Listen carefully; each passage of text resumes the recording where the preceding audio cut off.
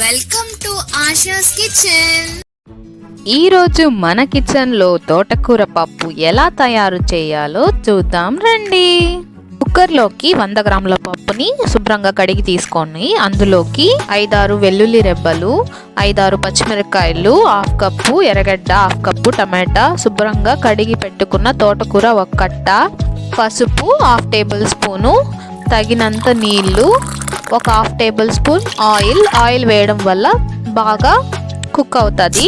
Stove వెలిగించి stove మీద ఈ కుక్కర్ని పెట్టాలి.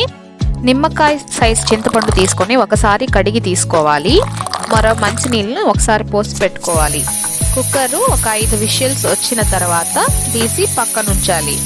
కుక్కర్ ఆరిన తర్వాత మూత తీసి అందులోని వాటర్ని సపరేట్ చేయాలి.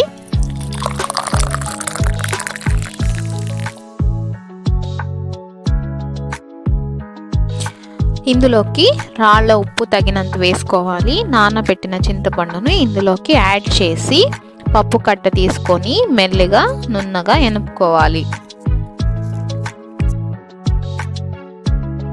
ఈ పప్పు తినడం వల్ల కాల్షియం అనేది మన బాడీకి వస్తుంది. వీక్లీ 2 టైమ్స్ యూస్ చేయడం వల్ల మనకి పోషకాంశాలు అనేది చాలా చక్కగా మన బాడీలోకి వస్తుంది. నున్నగా ఎనిపిన పప్పులోకి సపరేట్ చేసి ఉంచిన వాటర్ని యాడ్ చేయాలి.